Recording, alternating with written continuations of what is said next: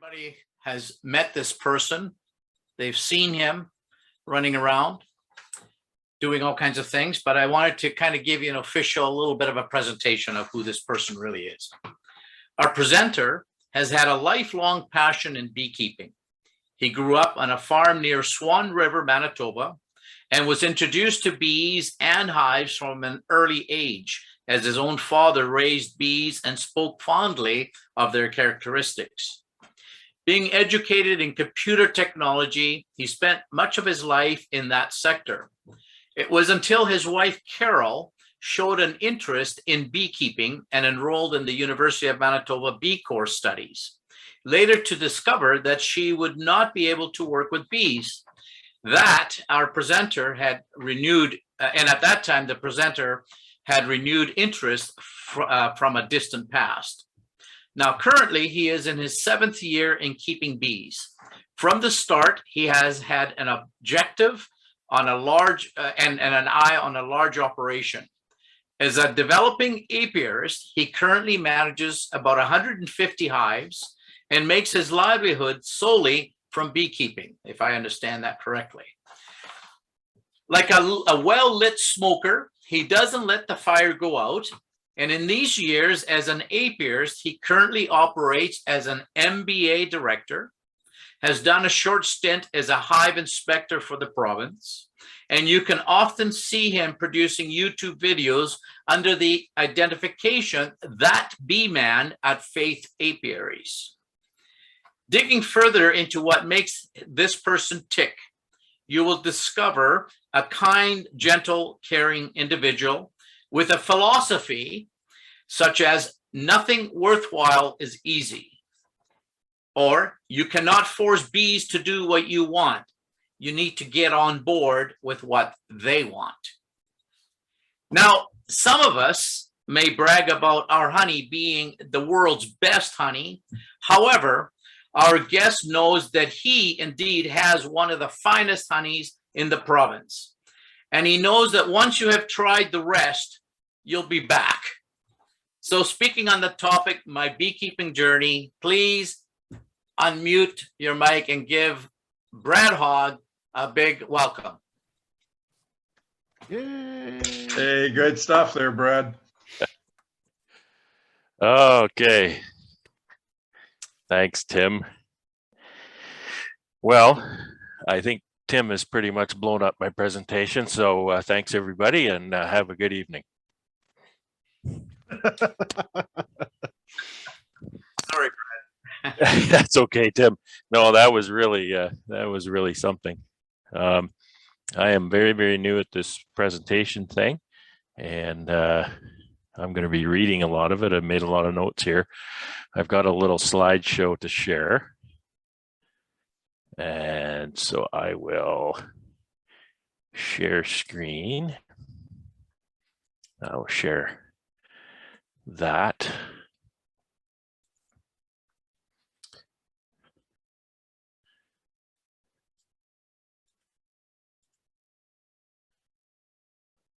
Okay.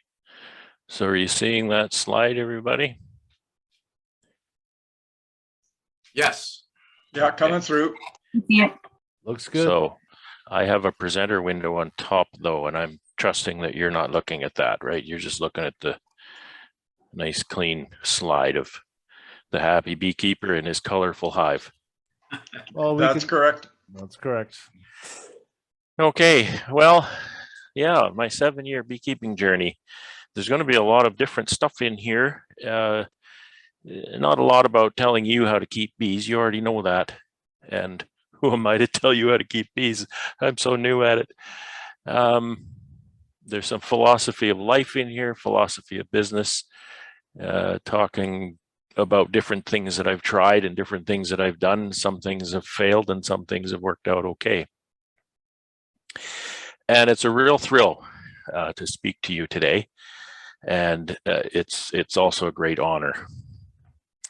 So I want to share my personal beekeeping journey into the world of beekeeping and honey production and marketing. I'm going to start by talking a little bit about my past. Tim has already told you a little bit about that, but I'll put it in my own words and maybe give it a little more detail. So on to the next slide, if I can figure out, oh, there we go. There we go. So you can see this slide here. So your task, it's like finding the queen. Your task is to figure out which of those pictures in this collage is actually me. So this collage represents a few of the things I've done in my life. I was born at a very early age. I grew up on a grain farm near Swan River, Manitoba. I've lived in Winnipeg. I've lived near Thompson, Manitoba, Calgary, Edmonton, Vancouver. I've traveled to many, many locations in Canada and US. I've worked a number of jobs and professions, including pig farmer, commercial cook, commercial driver, warehouse worker, mechanic, teacher, IT professional, and a number of variations upon that theme.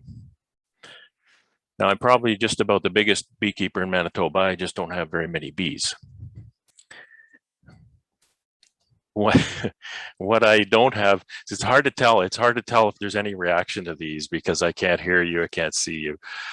So give me a, an applause or something if you feel led. Thanks, Joe. Oh, thanks. Is that Heather? That's Heather. So what I don't have in my past is a long line of beekeepers. Yes, my father did keep bees at one point in his life. What I do have a lot of my past is doing things I don't know how to do. And this is my little slide on that. This is not a philosophical thing I live by, but it is something I discovered a few years back that kind of characterized what I've noticed as a pattern in my life. Pablo Picasso is attributed to say, I'm always doing that which I cannot do in order that I may learn how to do it. And in my words, how I say that is, I do not do because I can, but rather I can because I do. And so that's just a little bit of kind of how I approach things. And this is one of the very few things that I have showing my father. This is a still from an old Super 8 video, well, movie film, we called it. And I don't know when this was. I don't know when my dad kept bees, and I don't know how long he kept bees. I don't have very much of a recollection of it. I was very young. But there are a couple of scraps of information here that kind of put things into a time frame. This here is my dad's beekeeper certificate. Registered a beekeeper in Manitoba, and I have it here. It's right here beside me, actually. And the postmark on the envelope that it was in is November 29, 1971. Now, I don't know if he'll get pinched for this, but I think he was a beekeeper for quite some time before he registered. So I'm glad Brielle's not here. He might get in trouble. My dad's been gone for 2013. So do the math. And this is my beekeeper registration that goes beside my dad's. Now, the other piece of information that gives me a little bit of a time frame is my dad took the beekeeping course at U of M in 1966. And I would have been about 3 months old when he started that course. And my certificate is dated exactly 50 years later. Wow. So there's a little bit of trivia there. And I'm so glad I have those documents. 50 years between his beekeeping and mine. It's not like I held them near and dear to my heart for 50 years. They came into my possession later on from my siblings who had them. So on to the beekeeping part. Why beekeeping? When my job ended in 2014, I was feeling burned out in the IT world and I was looking for a change. That fall, my wife decided to take up hobby beekeeping and ordered 2 packages of bees from BeeMade. Through that winter, she studied a lot. And after a time, she decided that there was more to this quote hobby than she was prepared to take on. And I think a lot of you would kind of attest to that and tell her that it's probably good you didn't do it, because it's a bit overwhelming and all consuming. So I can't blame her for that. Still searching for my way, I asked her about the potential business opportunity with the bees. Through that process, I erroneously arrived at the conclusion that I could make a living at honey production. Of course, I'm half joking about that, but it has been difficult and not really all that profitable. It's difficult to run an operation big enough with one person, especially one person that's getting kind of old. The one thing that really came out of that that benefited me in a huge way was my wife was my first beekeeping mentor. I remember that first summer. Now that was 2015, and if you remember the date on my certificate, I took the course at U of M the winter after my first summer of beekeeping. So when we got those first packages in April, I knew zero about bees and beekeeping and honey and all that. So she taught me the basics I needed to know, and I'm ever so thankful for that. So these are the 2 packages that were at BeeMade when I arrived on April 12th, and the 2 nice little hives that I actually built in my wood shop. Look at that.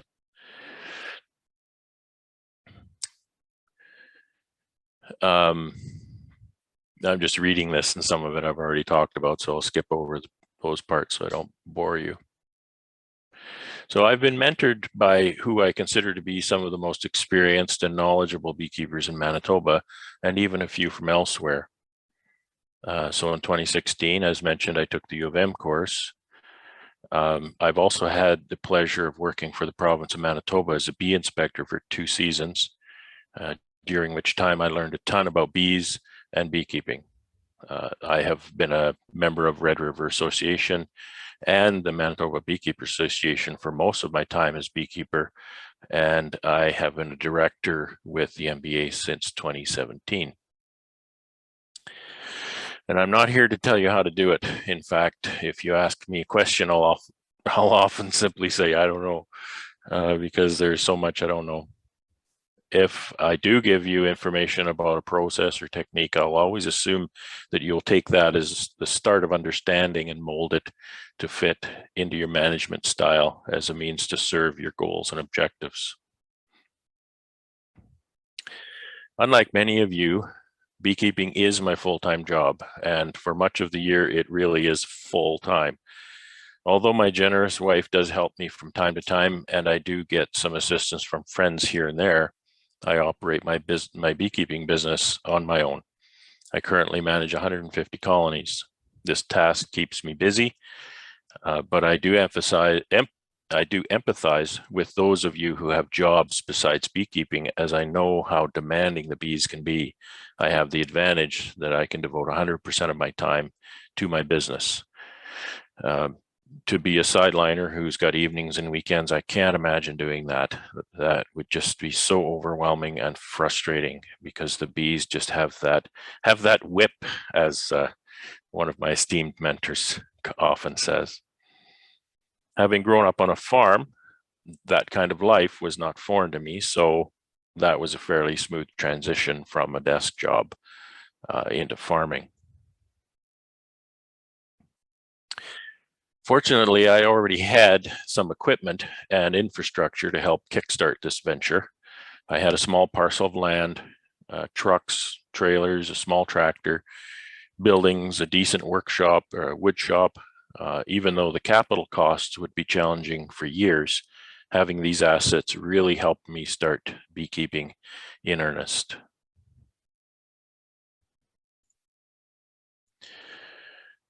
From a beekeeping perspective, I grew my colony count from 11 colonies the first summer, 7 packages from BeeMade, and 4 nukes from Scott Creek Honey.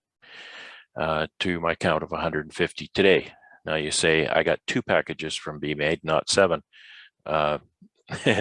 because our plans had kind of changed. When I was picking up my first 2 packages, I said to Tracy, having never met Tracy before in my life, so you got any spares? And the next day she phoned me and says, yeah, I have 5 spares. So back to town I went. And so we ended up with 7 packages. And there they are in all their colorful splendor in my yard.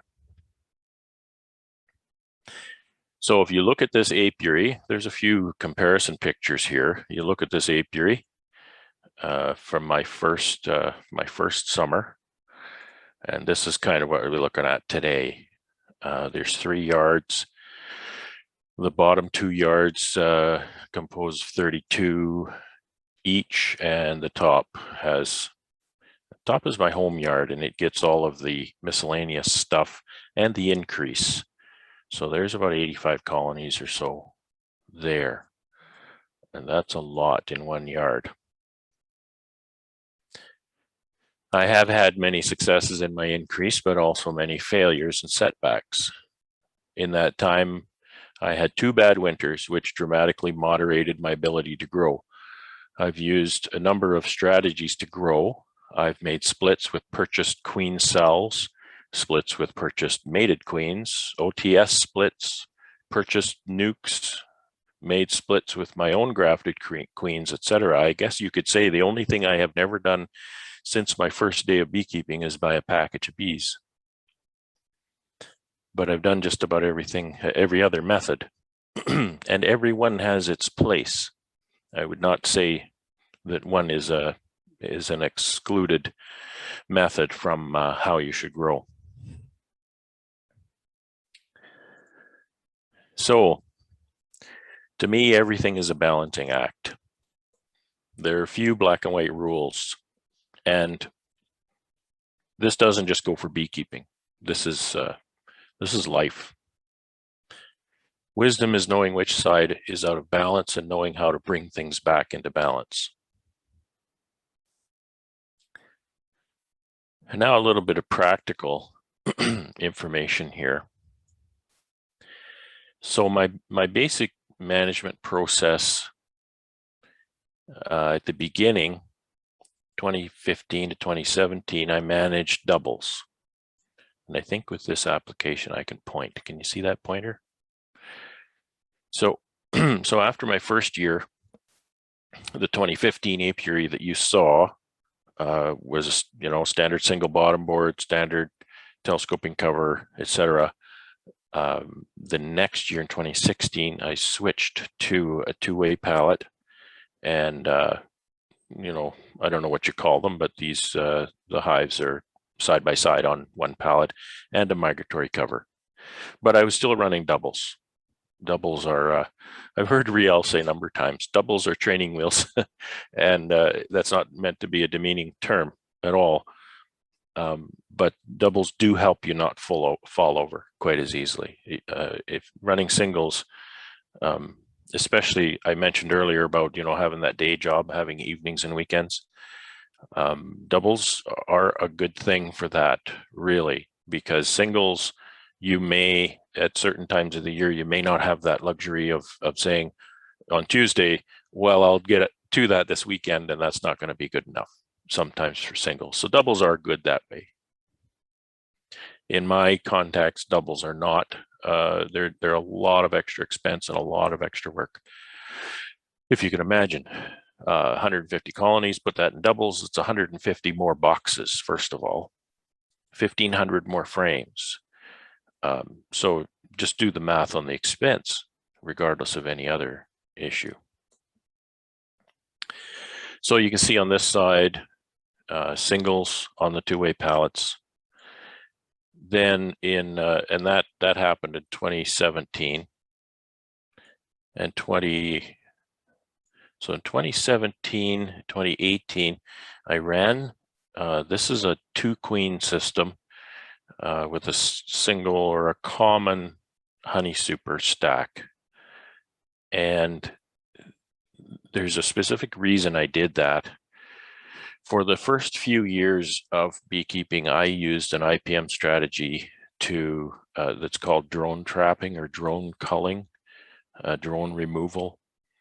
So during the honey flow, when these supers start stacking up as they do, I have this small cover on the side here, which gives me access, easy access to the first 5 frames of that brood chamber.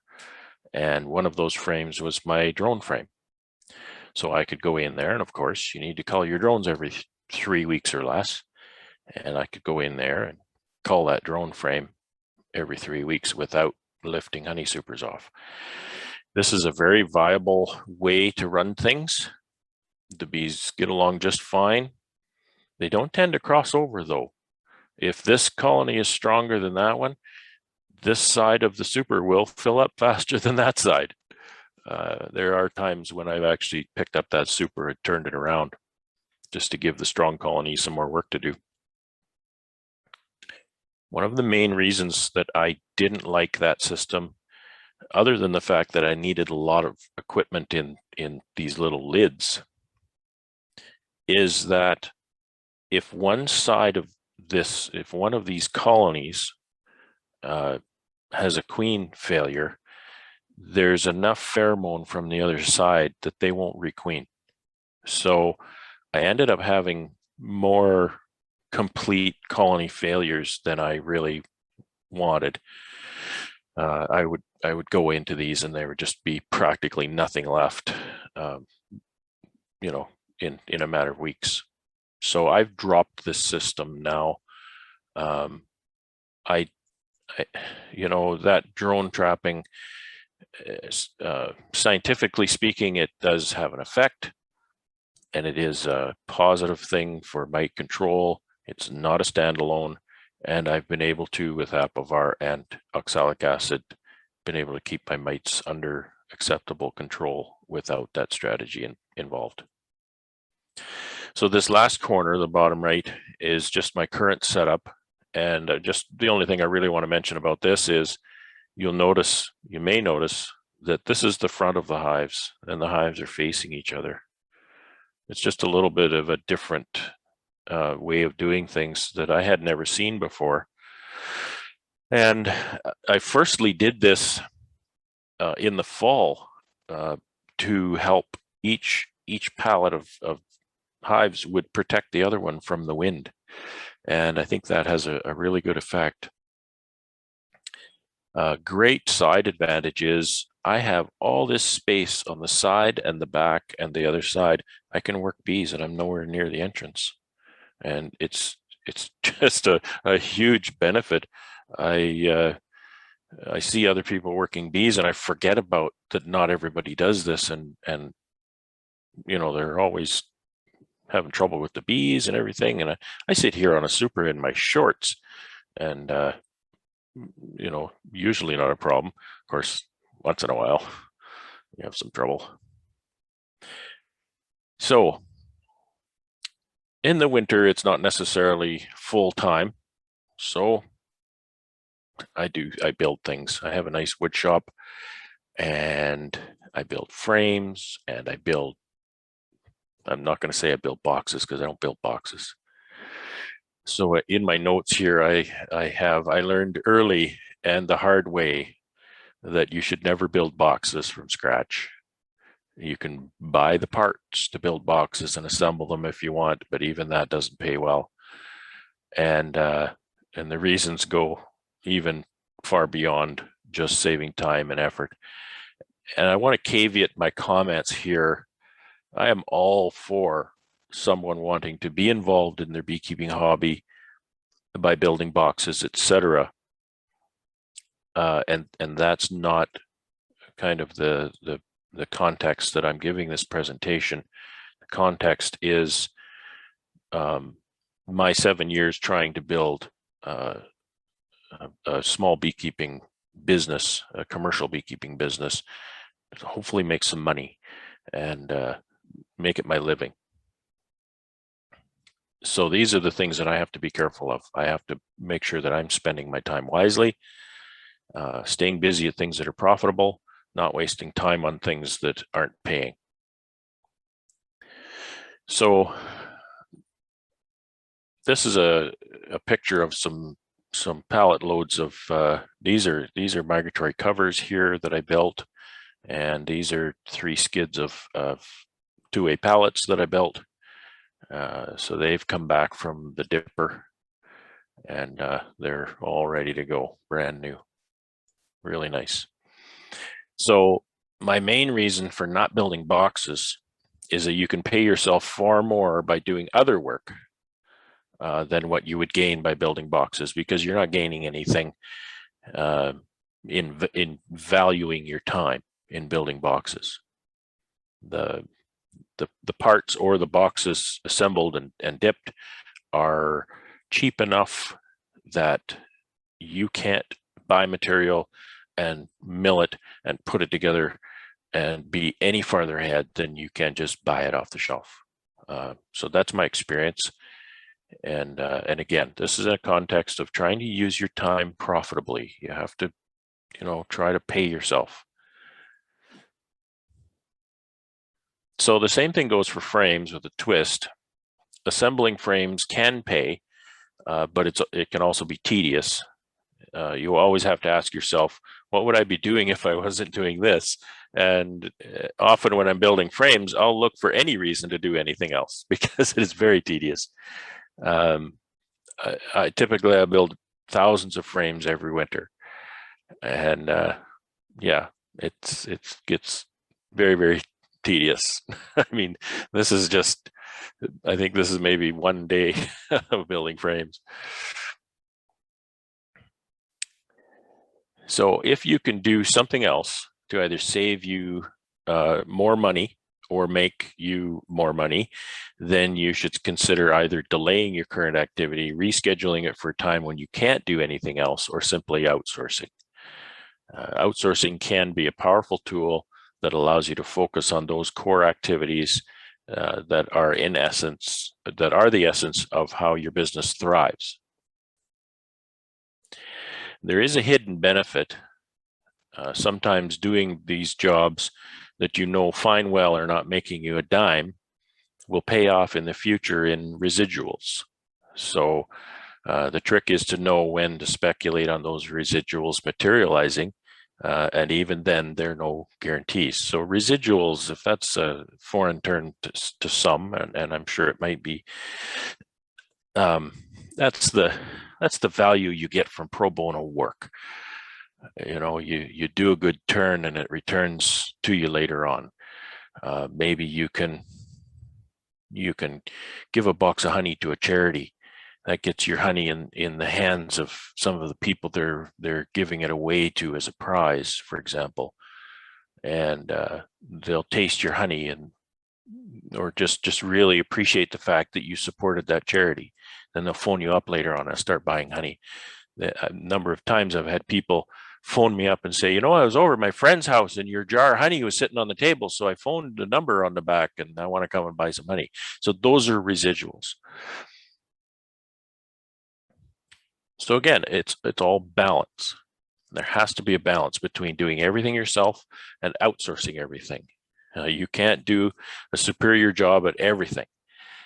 And if you concentrate on your core business, you can take advantage of the economies of scale.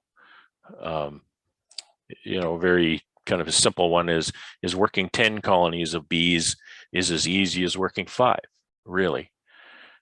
But if you're trying to be everything to every part of your business, you might not have time to work the extra 5 colonies of bees, and thereby you're missing out on the revenue from those colonies. You cut your revenue by 50%, so you can have time to build boxes, which saves you this much, right? So you always have to be wary of what's paying and what isn't. On the other hand, if you outsource too much, you'll find yourself either with nothing to do or just doing jobs that either pay you or save you, that neither pay you or save you money. You need to keep busy. You are your most expensive employee. You get the best value from your time and energy as you can and you outsource the rest. Even when those jobs that fall on you are not the fun jobs and not the easiest jobs, etc. Also outsource jobs that you are outsource jobs that you're just plain bad at, and recognize your limitations while still challenging yourself. So again, there's a balance there. If you say, well, I suck at this, so therefore I'm not going to do it. Well, you haven't challenged yourself enough to say, let's try this and let's practice at it. Grafting is one really good example. I've spent a couple of summers practicing grafting and actually getting pretty good at it. The grafting part I'm really good at. But I'll have somebody come visit and I'm grafting and I say, here, try this, and it's just like 15 seconds. They say, well, I can't do that. It's like, well, you can't play the violin either, can you?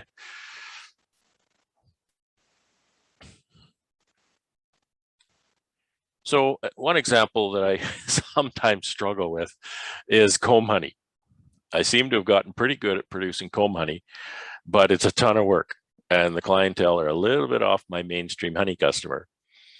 The cutting and packing come at a bad time, harvest time, and it's tedious work. I love working with the comb honey. It's so beautiful, and I love seeing customers who buy it. They're always so excited. And it's always underscored by pulling in $20 a pound for honey is really hard to give up. This is an area where I always need to revisit the question of which side this falls into.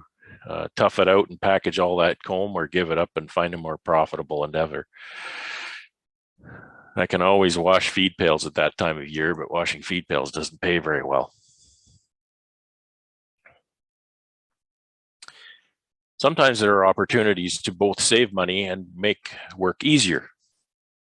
This will not hold for everyone, but in my case, the decision to winter bees indoors was an easy one. The decision process had nothing to do with the bees, other than both indoor and outdoor methods are completely viable, but rather had everything to do with me. Again, don't forget, I do this alone. I'm kind of a big old fat guy, and reducing the workload is always welcome. In the fall of 2016, and remember, 2016 was only my second fall, so I wintered outdoors only one winter. I went over the math, both financial and workload wise. I found that I could not only save thousands of dollars by not buying winter wraps, but I could also leverage my tractor and two-way pallets and save myself a ton of manual labor in wrapping hives if I just moved them into my old garage for the winter. So that's what I did, and it's been working great ever since. It's a fantastic facility, and the bees have wintered very, very well in there.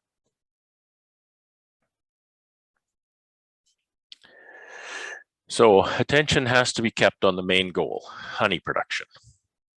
I will never agree that it's honey production at any cost. I do believe in operating a business in a responsible manner, and a manner that has to be either positive or at the very least have a benign impact on the world around you.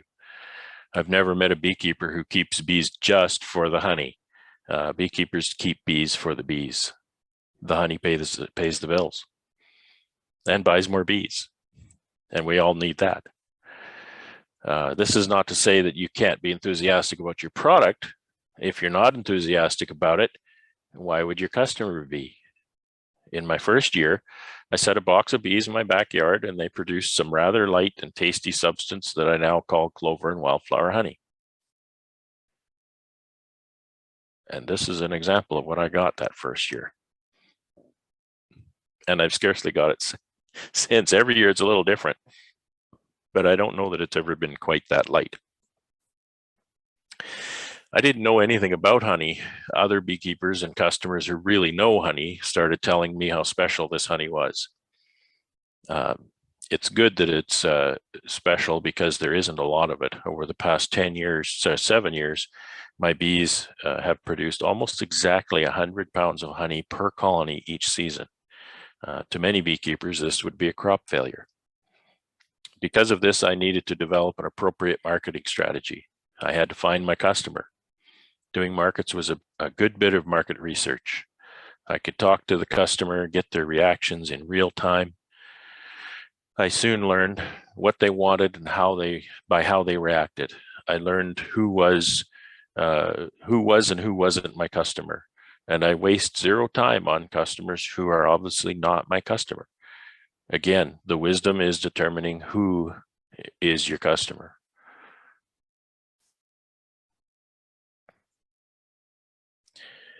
Networking is important for all successful business owners. Get with like-minded beekeepers. Socialize with them, work with them.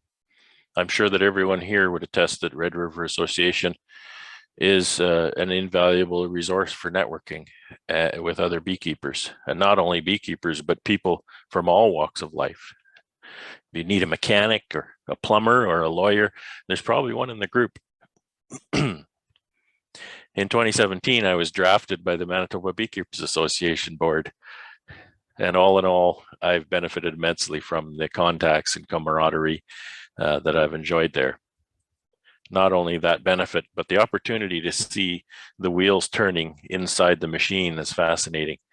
Even if I sometimes feel like I'm not contributing, I'm told that I am, thankfully. This being said, John, I'm still not agreeing to be on the Red River Association board. Well, hold on there, Brad. Is it because John, you're breaking up. You're breaking up, John. I'm just going to ask all of your cohorts how they actually convince you to join their board, and I'm just going to duplicate the method. So, I'll have to tell you about that sometime. It's not a story for a mixed company. I have no doubt. So I have a few slides here, and there's no nice pictures to look at, but they are axioms. I call them axioms, and maybe that's a little bit too bold, but they are things that I find are truisms about beekeeping and about life. Number one is listen more than you talk. You have 2 ears and 1 mouth for a reason. I remember when I started beekeeping, one of my favorite things, meet a new beekeeper. You go out and talk to Murray Lewis, for example. Great guy to talk to. I love that man. And you know, it was just kind of like you go to one of those beekeepers and you just sort of wind them up and you just let them sit there and talk about bees. Resist the temptation to stand there and tell this seasoned beekeeper all of the trivia that you've learned about bees in the last week, right? I know you're excited, and I know you love the the nuances of the waggle dance, or things about honey being heated to whatever temperature. They don't need to know that because they know all that kind of stuff. What you need to know is what they know. So let them talk. Seek advice to those who share your goals and objectives. Rightly so, people will usually guide you to where they want to be rather than where you want to be. And of course, that's because that's where their focus is, that's where their expertise is. It's not a narcissistic thing or anything like that.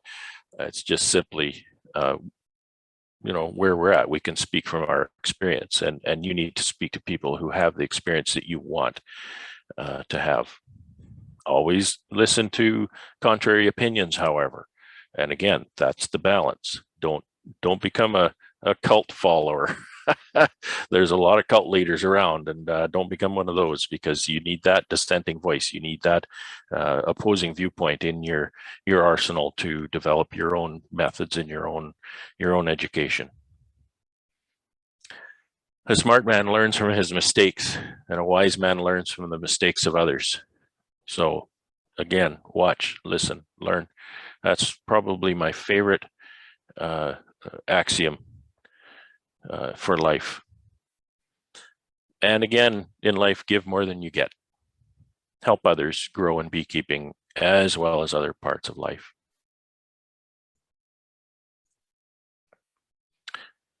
This is a beekeeping axiom. Bee escapes and upper entrances are not a good combination.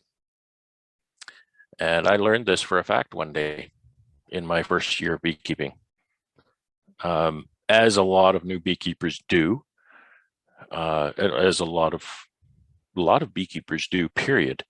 I was using upper entrances in my hives. The bees loved them. They used them a lot. They would almost use them more than the lowers. Well, as I progressed and I needed to harvest my honey, I decided, hey, these bee escapes look good. Let's use those. So I dutifully hauled all of those big deeps, 3 and 4 deeps off of all those colonies, put on my bee escapes and hauled all those heavy deeps back on. I remember one day I got tired of taking all those boxes off. My niece was working with me. She was visiting. She was working with me. And I said, you grab that bee escape. I'm going to give these 3 full deep honey supers a bear hug and lift them all up at one time. And you put that bee escape under it. And she did it. And I think I did that twice. And I said, I'm not doing that anymore. That's about 175 pounds. So back to the upper entrance thing. The next day, I happened to be walking past the apiary. I was not going to work bees that day, nor the following. And I noticed there's a bunch of commotion going on at the top of some of my hives. And so I went over to check what's going on over here. And well, you know what's going on. 3 or 4 deeps of unprotected honey. That's what was going on.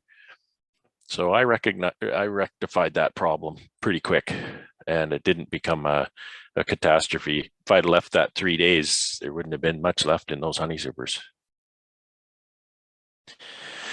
So actually, Tim mentioned this one. Nothing worthwhile is easy. I believe that, and that's because if what you're doing is easy, I don't think you're challenging yourself enough. You know, you have to challenge yourself to the outside of your bounds of being able to do something, because the things that you can do always mold to be outside of the things that you've done.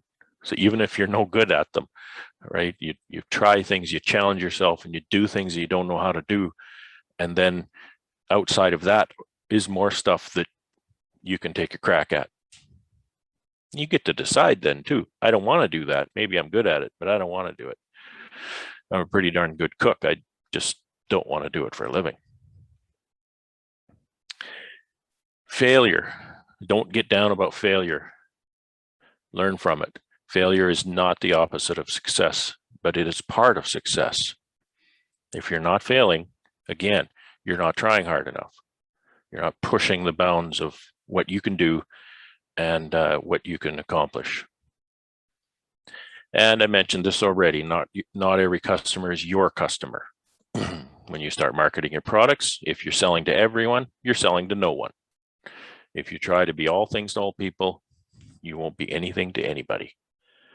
You'll just be another item in the wind. You have to be different. Find something that's unique about. If there's nothing unique about your product, make something unique about yourself. Superior customer service. Superior customer service is a dying art. So it's not that hard to rise above. It's all about residuals. Making a sale is easy, and keeping a customer is what you need. So again, a little bit of pro bono, a little bit of, supporting charities or just giving things away at times. Don't sweat the small stuff. Invest in the future residual sales that you can make. There's no loyalty in price. If you can attract a customer on price, with a low price, that customer will drop you like a hot potato for a lower price. So they will not be loyal to your product. They will only be loyal to a low price. It's a very precarious place to be.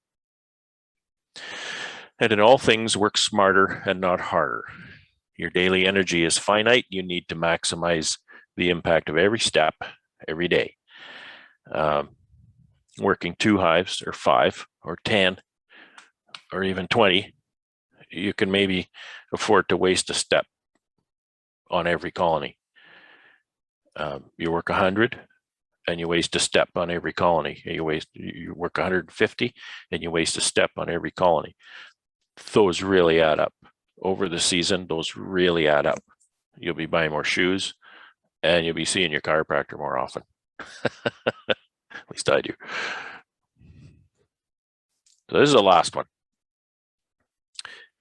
Please buy domestic when you can. That customer you're expecting to buy your local honey versus the offshore quote honey is the same person who makes the hive tools that cost a little more in the store. And I say that I may or may not make it in this business, but if I do make it, I won't make it on the backs of my neighbors. Surround yourself with like-minded people, but again, balance. Also engage regularly with those who have differing viewpoints. If there are 3 people in business who always agree, 2 of them should be fired because you've got too many people. You need someone who disagrees with you or has a different idea. Run your business like it was 10 times larger than it is today. When it grows, it might not be so painful. If you think you can barely make enough steps to do it this way, then don't do it that way because you can barely do it that way.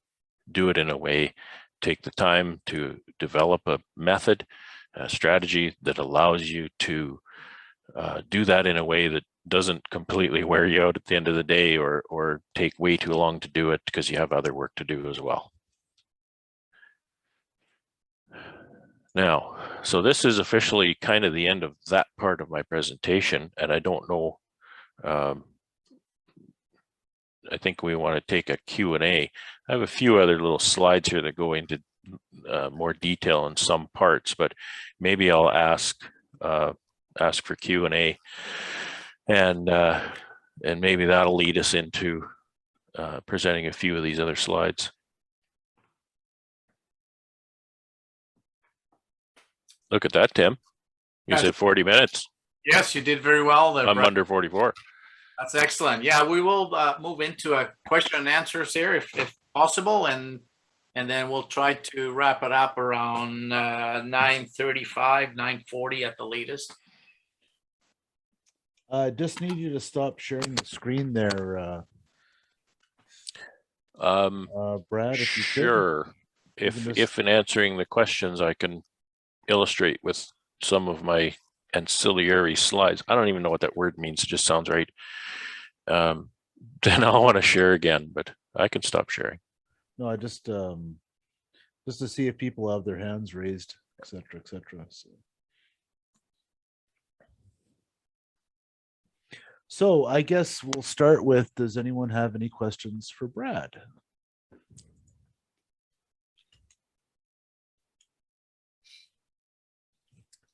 The most concise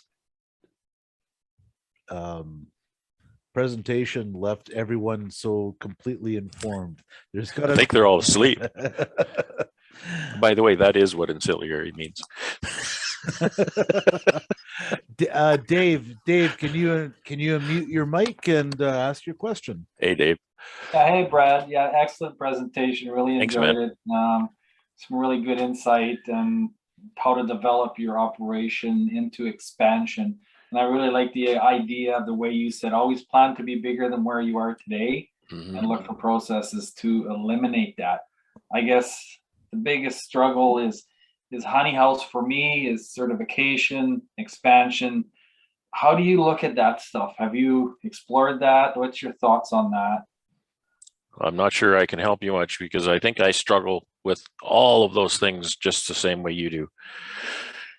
I have a handicap because I'm kind of old and I don't have the time to pay off a big loan for a nice honey house. And so you can imagine, yeah, so we're kind of battling the same issue. So you can imagine that just kind of complicates everything down the line. And yeah, it's not a it's not an easy, there's no, I have no easy answer for that. It's do your best. Like, yeah, I don't know what I can say. Yeah, no, that's the same situation I'm in. I mean, Yeah. it's the point of investment and Yeah. infrastructure, and yeah, no, I hear you. Now, Thanks. on one hand, and I see Ian's got his hand up, but I was going to say, on one hand, you know, investing in beekeeping equipment, the building may or may not pay off, but equipment really holds a resale value, I know. So, you know, that's a plus. Yes, and it's So, hard to find used. Good yeah. used. Yeah. Ian. Yes, great presentation, Brad. I really enjoyed that. And Thanks, I've known buddy. you for quite a while. And I'm going to ask you a loaded You question. were my mentor for like a year and a half before you knew it. Well, I'm going to talk about you here. You talked about outsourcing. Yeah. And you talked a lot about balance, and that resonates with me. So I have a question to ask you about your dilemma between like outsourcing your queen sources, whereas you buy your queens, as compared to producing your own queens. And what is the thought process behind your choice of basically, you know, rearing most of your own stock right now? Yeah, that's a really good question. I think a lot of people are stuck in that that dilemma. My thoughts are, I believe I currently have the energy and time to do my own queen rearing, particularly because I have a number of different tools in my toolbox with which to make that happen. Currently, I'm mostly using grafting and OTS for my queen rearing and queen replacements. And that method is working great, that combination. What I really hate about getting into the idea of buying all my queens, particularly if I think I need to buy all my queens early in the season and I have to buy them from some far off land, these issues that you run into have only been really exaggerated in the last couple of years with COVID. You know, planes can't fly and shipments can't go, and you know, and you're standing there, you need how many dozens or hundreds or thousands of queens. Well, it ain't happening. Now what? So, you know, when you're outsourcing, yeah, that's a big thing that you need to think about, not just bottom line and not just jobs I'm not good at or jobs I don't want to do. It's can I trust this supplier? You know, when you start to get a supply chain, I outsource a few things and now I'm on the phone. It's like, you know, and then you got to make sure you don't create an emergency, because you know, you need to keep your outsource person happy too. And you can't always be phoning with an emergency, because then you get to be not the favorite person on the list. But yeah, I think I've gotten into a pretty good routine here with certainly with queens. So I think it's, you know, I would like to see more people do queens. I think, you know, I watched you start up your queen process, and you know,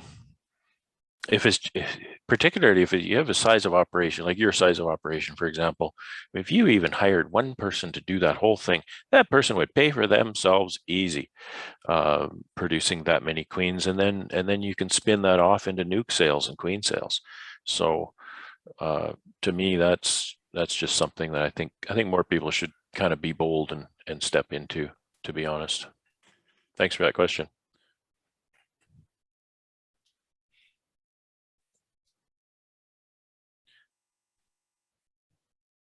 Brad, I had a question. Yes, sir. In sort of bee security, I'm a big believer that, you know, if you take care of your bees, the bees sort of take care of you.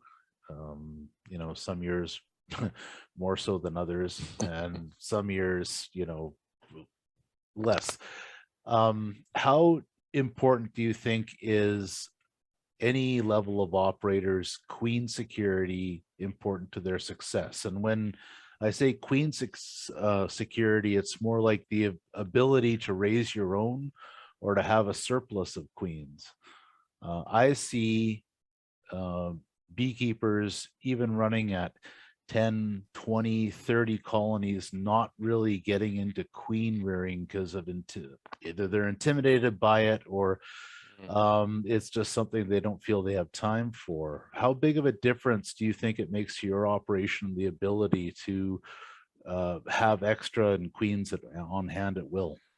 John, it changed my life. It absolutely changed my life. 2020 was my first.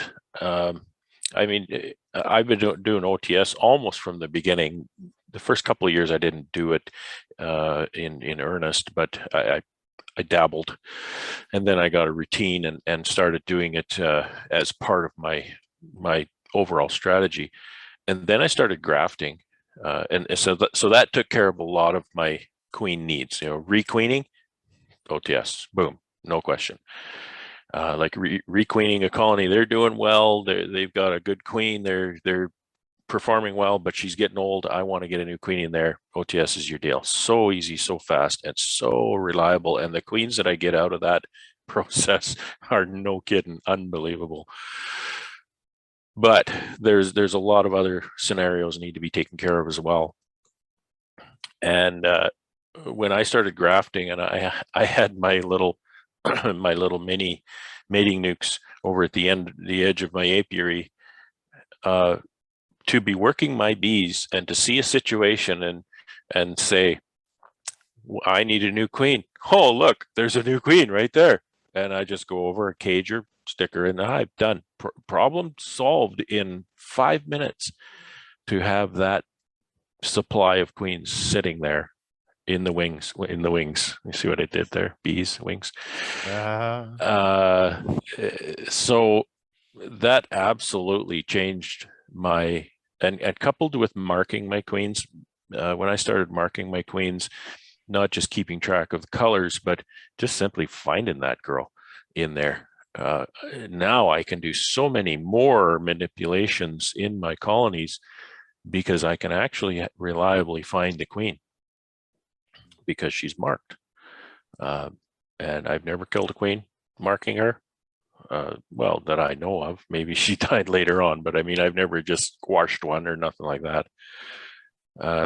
Well, we all have 600 million drones to practice on. That's my theory. Yeah, and I practiced on that gadget that I use. I'm not comfortable grabbing them with my fingers, so I do use that gadget, but I practiced on 2 drones, and it was so unbelievably easy that I went straight to queens. And it was awesome. So does that kind of that's cover that? That's quite concise. Yeah, life-changing. And again, thanks for the personal, presentation of your journey, because not a lot of people are willing to,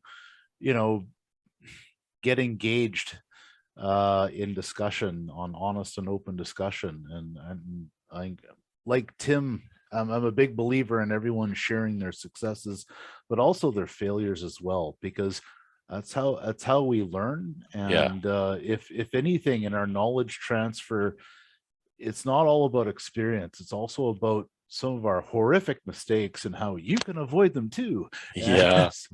So thanks again for the time. But yeah. Question in chat about what gadget do I use? It's called a one-handed queen catcher. It's a Man Lake product. I believe both Bee Made and Dancing Bee here carry them. You're going to pay. You can get on. I think you can get it on Amazon too. But I will caveat this: it's blue. Do not buy the yellow one. The yellow one is kind of a knockoff made in China, and there's some dimensional differences to it, and it doesn't work nearly as well. Get the Man Lake one. I think you're going to pay, like, I don't know, $25-30 for it. And I've actually improved it a little bit in my side, and I've got anybody who buys one, just email me and I'll send you my little improvement on it to add to your queen catching gadget.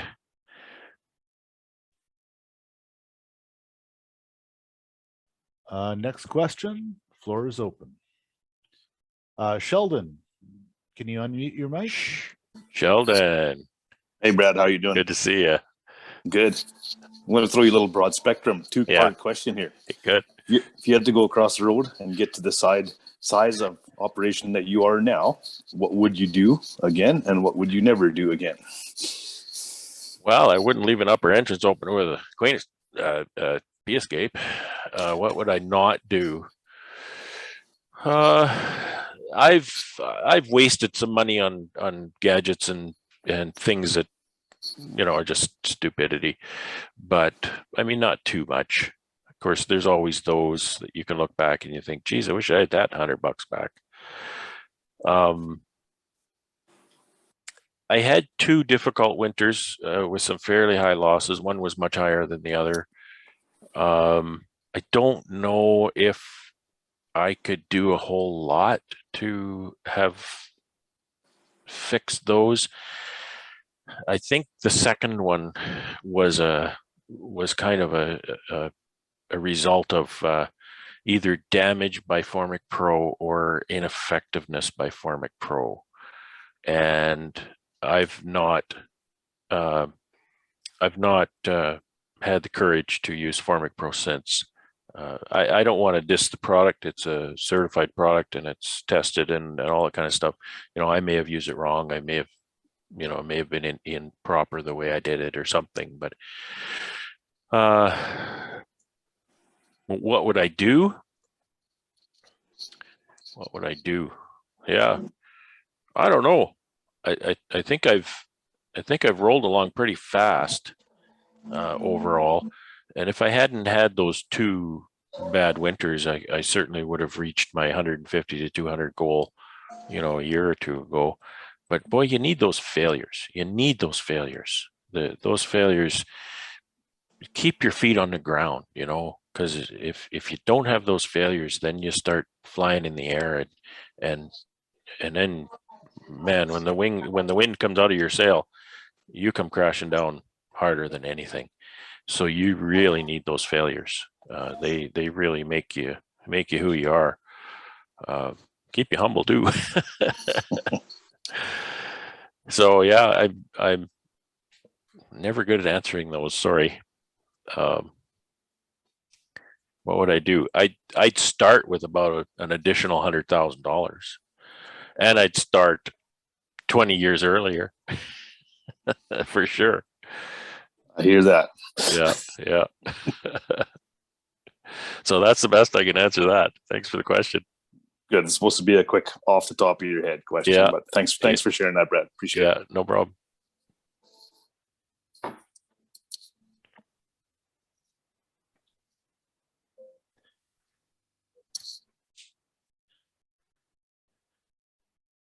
Okay. Does anyone else have any other questions for Brad?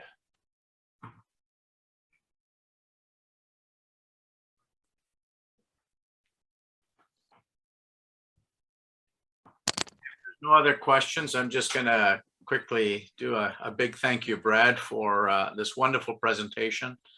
I've really appreciated your attitude, your countenance. It's always been a very pleasant and rewarding person, and I'm really very impressed with the work that you've done there.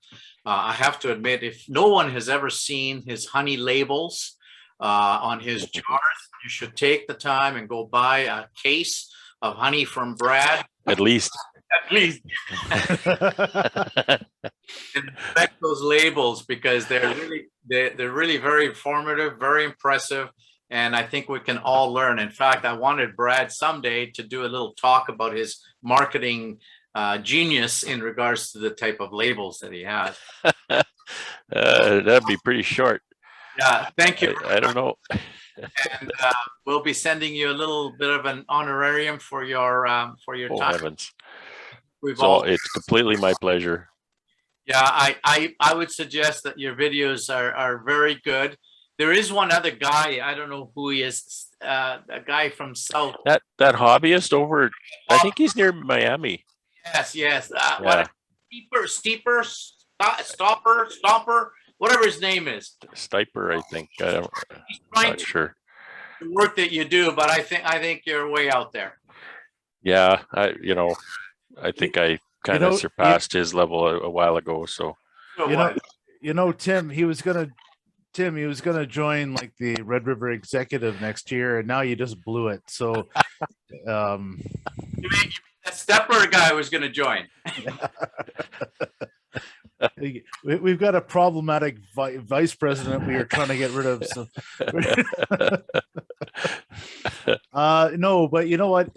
In regards to like YouTube videos, Brad and you too as well, Ian, like you've turned that into such an educational resource. And I guess for both of you, what I admire most is that if you make a mistake or something horrible is happening, it's not this overproduced piece of beekeeping cotton candy that, oh, everything's unicorn and rainbows, and oh, look how easy it is, and I'm the master, and hey, look at me.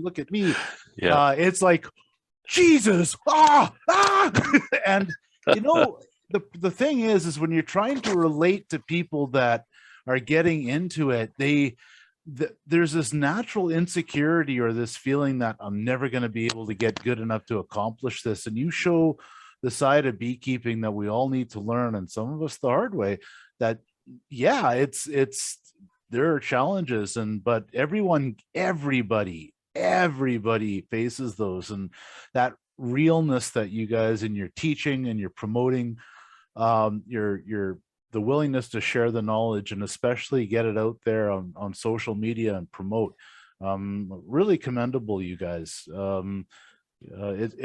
More of us should be on that. It really helps the novice beekeepers get comfortable being willing to share their questions and their mistakes, and also knowing that there is a realistic path to being successful in a hobby or a profession that we all love. So kudos on you. thanks, John. I like watching Brad on YouTube because he keeps in shorts, and I'm just waiting for those bees to crawl up and sting you. But you don't show that part, Brad. I do. I was going to say that's the Easter egg in my YouTube channel. You have to find the video and the spot in the video where I actually get stung up the shorts on video, real time. So there is that video. The tell is the left eye twitching really